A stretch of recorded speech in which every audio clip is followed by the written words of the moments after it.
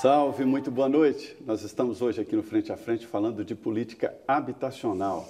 Isso é muito importante, né? A casa que você mora, ou regularização, ou compra, todo mundo sempre teve um sonho de ter uma casa própria. É assim mesmo, é muito bom. Nós estamos aqui com o advogado, especialista no assunto e diretor da CODAB, que é a Companhia de Habitação daqui do Distrito Federal, o Dr. Marcos Palomo. Palomo, hoje comprar uma casa não pode ser um significado assim, de endividamento para o resto da vida, não, porque dizem que esta minha casa e minha vida se transformam em minha casa e minha dívida, viu? É verdade, Zé Maria, a gente tem situações próprias. Como eu estava dizendo, se o imóvel, se o empreendimento imobiliário foi destinado para a faixa 2, para a faixa 3, eu vou terminar tendo, que também são faixas do Minha Casa Minha Vida, eu vou terminar por ter financiamentos prolongados e muitas vezes prestações acima daquilo que a pessoa tenta ou consegue responder. Um exemplo clássico disso. Nós estamos iniciando aqui um empreendimento em Itapuã, chamado Itapuã Park, aqui em Brasília. Ele era um empreendimento inicialmente destinado à faixa 1. Como o Distrito Federal, o antigo governo, não tinha dinheiro para gerar a parte de infraestrutura, pegou um empréstimo na Caixa e teve que levar para a faixa 1,5.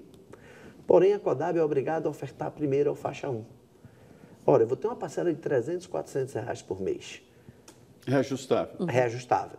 E eu ganho menos de 1.800, até 1.800 reais. Pesa, né? Pesa. E aí você diz, e por que o cidadão aceita? Ele aceita porque ele enxerga naquilo a chance de ter acesso ao imóvel. Se eu vou aceitar e vejo o que, é que vai acontecer. E aqueles que vendem, que pegam o financiamento, papapá, e depois chega logo ali na frente, passa para outro. Pode fazer isso? Então, eu diria que esse é um dos grandes problemas que nós temos. A legislação não permite. E por isso mesmo, a gente gera bloqueio para a transferência deste imóvel.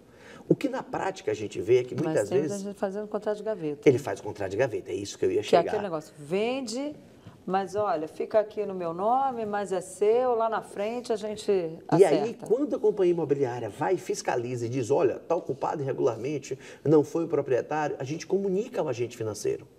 E aí o que acontece? Nada. Se a gente não toma providência, o agente financeiro está tendo a prestação em dia, ela está sendo paga?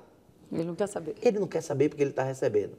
A Caixa hoje começou a fazer esse processo de retomada porque eles começaram a perceber o desvirtuamento da política de habitação. Mas a Caixa tem toda a sua função social. Mas, via de regra, eu digo que nem o próprio Banco do Brasil, isso eu não tenho o menor constrangimento em falar, porque nós temos alguns imóveis que comunicamos ao Banco do Brasil desde 2018, sem que qualquer ato fosse feito pelo agente financeiro. Ou seja... E aí eles conseguem com esse contrato de gaveta. Mas olha, esse contrato, ele é muito perigoso. Porque se houver morte do vendedor ou qualquer acidente de percurso aí, ou o vendedor se arrepender, isso é muito frágil juridicamente, né? Ele é frágil juridicamente, sim, mas a gente nota que ele normalmente se utiliza de instrumentos que minimizem essa insegurança. Por exemplo, isso eu estou falando porque a gente tem esse conhecimento e tem buscado resolver isso, com fiscalização constante, retirando as pessoas dos imóveis, denunciando e indo até a justiça quando a gente fundiário, o financiador não toma providência. O contrato ele é registrado em cartório? Muitos são registrados em cartório, ou eles utilizam o instrumento da procuração com causa em causa própria, que é chamada in rem suam. Essa cláusula em causa própria ela não se extingue com a morte das partes. E aí termina que a própria legislação cria instrumentos que dificultam a fiscalização e que diminuem o risco das pessoas, embora seja o pior dos caminhos, porque a gente gera injustiça social, onde eu vejo que aquele que não precisa, hoje ocupa imóveis construídos com dinheiro público. Pois é, mas quando se fala de injustiça, há um raciocínio também. Quando se faz uma política habitacional assim, não permite que pessoas que tenham rendas ou que tenham imóveis comprem determinado imóvel que é oferecido pelo Estado. Isso em si já não é uma injustiça? Quer dizer, você criar, através de dinheiro público, de um órgão público, uma venda e restringe alguns e não pode vender para outros. Olha lá, o próprio direito alemão tem assim, a teoria da reserva do possível.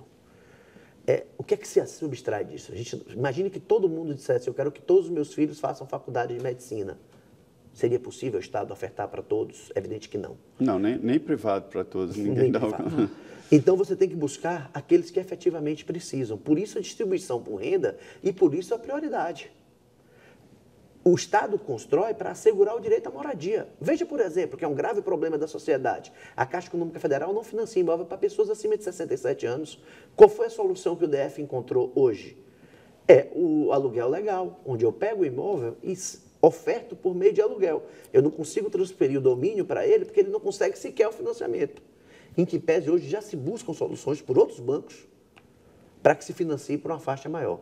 Mas mesmo com seguro, com diversas oportunidades, a Caixa se nega a financiar imóvel para pessoas de 67 anos. É o que acontece com o plano de saúde, que eles geram cada vez mais dificuldade para uma determinada faixa de pessoa ter acesso a financiamento. E hoje, com as pessoas vivendo mais, né, tem que se pensar nisso. pensar nisso. Não dá para... Se pode trabalhar até mais tarde, pode também ter um financiamento até depois de uma certa idade. Perfeitamente. O que impede, por exemplo, aqui no Distrito Federal? Nós já falamos sobre a verticalização. Esta tese da verticalização é um pensamento moderno de urbanização. Em vez de fazer cidades horizontais, grandes, onde há dificuldade de locomoção, né, de equipar meios públicos, verticalizar, ou seja, fazer uma política de verticalização onde todos morem ali no centro. Aí reduz o gasto do Estado com transporte público. Todo transporte público ele é deficitário, ou seja, o Estado entra com a passagem não cobre o gasto do metrô, nem dos ônibus e tal. Então, essa é a tese moderna de urbanização. E o Distrito Federal tem esta característica, né, de horizontalização. É muito horizontal aqui o Distrito Federal. E não se iludam, não. Brasília é hoje a terceira cidade do país em número de habitantes. Primeiro São Paulo, segundo Rio e depois Brasília. Brasília não é só habitada por a gente chama Brasília, mas é todo o Distrito Federal, né? Não é só deputado e senador. Por que não uma política de verticalização aqui em Brasília? Perfeito, José Maria. A gente tem que entender que Brasília ela tem uma legislação de proteção ao patrimônio urbanístico que dificulta as políticas habitacionais. Engessa. Nós temos hoje um projeto de lei chamado PPCUB, que é para a área tombada, do espelho d'água do Lago Sul para cá, que impede, que trava tanto as possibilidades, que é o que nós vemos. As 400 não podem passar de 3 andares. As 200 não podem passar de 6 andares, como assim as 300. Então, daí você já vê que a verticalização nas áreas centrais de Brasília se encontram fechadas. Aí gera que tipo de problema? Eu vou ter problema com transporte público, eu vou ter problema porque eu vou ter que gerar saneamento, eu vou ter que gerar água. A DAS aqui vive sofrendo porque, às vezes, você quer empreender numa área que é de interesse social, mas eu não tenho como fornecer água. Eu tenho que pensar para o Estado, eu gero problema de saúde pública. Eu preciso de hospitais, eu preciso de UPAs. Escolas. Porque o jovem não estuda ali.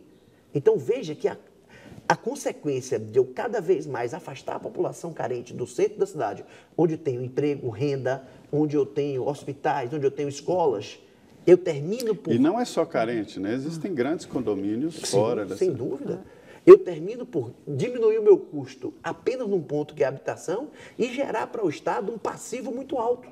Isso ocorre com o empreendedor privado. Foi feito várias vezes, né? Em relação àquela política de doar lote do ex-governador Roriz, que dava o lote, mas saneamento, transporte, iluminação, não tinha nada. Nada. E isso é gerar dignidade àquela pessoa? É evidente que não. Se eu não gero um lote, eu posso até gerar lote, mas eu tenho que gerar um lote urbanizado. Urbanizado é lote com água, luz, com infraestrutura, com equipamentos públicos comunitários, como escolas, postos de saúde, Agora, etc. Continuam as grandes invasões aqui, porque um problema de Brasília sempre foram as invasões, tanto de rico quanto de pobre. Era aquele negócio que a pessoa chegava lá, no Lago Sul, ali atrás, cercava e pronto, fazia um loteamento e começava a vender. As pessoas iam, compravam, tem um, inclusive, que é na beira do lago, ali perto da Ermida Dom Bosco, que agora já está regularizado. Mas continuam esses crimes contra a administração? Permanecem tanto em áreas públicas como em áreas privadas. É uma questão, eu diria que ela tem duas vertentes. Uma é a questão cultural, e no caso do Brasil, de Brasília especificamente, desde a sua história, por a maioria das partes das áreas serem públicas, hoje alienadas pela Terracap, mas antes por outra companhia pública, que foi responsável por isso, fizeram com que o valor dos imóveis subissem demais. Brasília se fala em imóvel a 10 mil, 12 mil metros quadrados. Isso é O governador inconcebível. comprou uma casa aqui de 23 milhões de reais, né? No da caso filha dele. do ex-deputado Heráclito Fortes. O Governador Piauí, Ibanez. ex-senador, né, e deputado. No caso dele, ele tem renda para isso, Claro. ele tem justificativa plena, enfim, a história de vida dele mostra que ele pode e tem Mas na condição. verdade, falando do valor dos valor. imóveis. O valor dos imóveis de uma forma Não, geral. eu entendo o que vocês estão dizendo, mas logo se vê que um imóvel dessa magnitude, em tese, seria um imóvel espetacular. Só que Brasília, com os preços que estão, não necessariamente. Hoje, áreas como Águas Claras, como Samambaia, chegam aí a 3, 4 mil reais o metro quadrado. Samambaia você tem metrô, Águas Claras em alguns lugares, mas só que os engarrafamentos dos carros em Águas Claras já começam na garagem, porque primeiro eu gerei imóveis, vendi para iniciativa privada diversos terrenos para que se construíssem aqueles prédios cada vez mais altos, 17, 18, 20 andares, sei lá, e eu não criei via pública, eu não criei saneamento, eu não gerei hospitais. Olha o problema que se gerou para Foi o que Brasília. aconteceu também em alguns casos de São Paulo também, né? Tá do São mesmo Paulo é o jeito. que mais você vê. Isso é comum. E quanto mais os movimentos sociais se sentem afastados da habitação, mais eles se utilizam da invasão.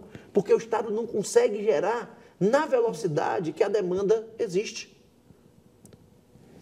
E aí vem as invasões, que não é solução para absolutamente nada, porque isso impede o planejamento do crescimento urbano. Isso impede que o Estado pense para onde aquele município vai crescer, de modo racional, respeitando as leis urbanísticas, as leis ambientais e assim sucessivamente. Agora, é interessante no debate sobre a lei do inquilinato no Congresso Nacional, é interessante a gente acompanhar como se nasce uma lei. Não é tão assim, chega uma lei, o plenário vota, não é assim, cada artigo é discutido e tal. E lá nesse debate da lei do inquilinato, eu aprendi que em alguns países da Europa, talvez nós aqui pela formação, pela colonização, né, não temos essa mania de ter um imóvel, né, de que a gente é muito patrimonialista. Mas eu queria dizer o seguinte, o Brasil não é demais essa história de o imóvel é meu. Quer dizer, os imóveis não deveriam ser de entidades de fundo de pensão ou de grandes instituições e alugaria por 50 anos. Nós não temos um exagero apego a essa história Hoje, de os meu. próprios bancos caminham dessa forma. Eles estão desimobilizando os seus capitais. O Ministério Público exigiu de diversos fundos de pensão que desimobilizasse seu capital. E vou te dizer por quê. Na verdade, quando você pega o imóvel hoje, isso é um mito de que aplicar imóvel é um retorno. Até em Brasília, que há um tempo atrás você tinha uma visão fantástica, hoje, à medida que a fiscalização foi aumentando, talvez Lava Jato vindo aí ou qualquer coisa dessa natureza, parece que o dinheiro sumiu. E o metro quadrado na capital já caiu, e muito, e vem caindo. Vertiginosamente. E aí o que é que se observa? Que hoje a tendência, e a tendência mundial, não é ser dono do imóvel. O caminho não está na propriedade. A Constituição Federal não fala em propriedade, ela fala em direito à habitação.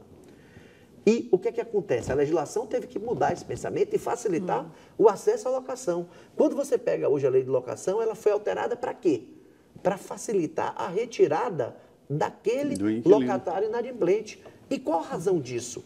Porque hoje, antes para você alugar, você tinha que ter um fiador, que tivesse pelo menos mais de um imóvel na mesma localidade. Isso gerava uma dificuldade enorme para qualquer administrador alugar. Por que eles exigiam tanto? Porque eles sabiam que depois que o cidadão entrava ali, deixava de pagar e para sair daquele imóvel era uma vida. Hoje você vê que a legislação evoluiu e isso facilitou o acesso à moradia. Esse é o verdadeiro interesse do Estado. Voltou a oferta, né? Voltou a oferta, claro que voltou a oferta. Porque se eu tenho um mecanismo para retirar o locatário inadimplente, eu estou gerando mais oferta, sim, porque mais pessoas se interessaram em alugar imóveis, porque mais pessoas conseguiram acesso à locação. Porque se eu peço, ou você vai ter um seguro bancário, ou você vem me trazer um fiador, as pessoas têm dificuldade com isso. Agora também há muita dificuldade, às vezes, para a pessoa conseguir acesso à moradia popular. Eu vejo lá no meu condomínio, por exemplo, tem um senhor.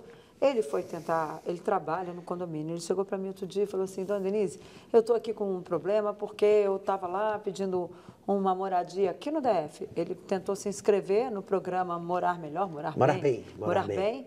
E aí ele se inscreveu, quando ele foi pegar o financiamento, olha, o CPF da sua esposa tem um financiamento lá não sei onde, ele, como? Mas não existia, ela nunca pediu financiamento na cidade dela, lá no Piauí. Aí foi ver o prefeito lá fazia algumas tramóias usando o CPF das pessoas.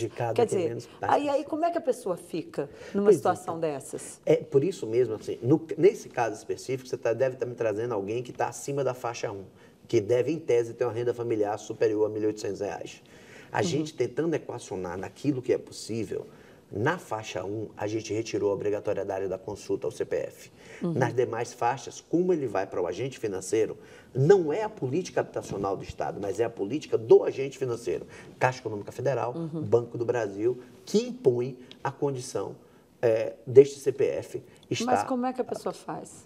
Aí é que está. Para isso mesmo é que eu entendo que se você não tem como gerar esse imóvel e o próprio Estado se autofinanciar, eu tenho que encontrar algumas ferramentas. Entre elas, eu volto à história do aluguel social, como um caminho que hoje é somente para as pessoas vulneráveis e ele é temporário.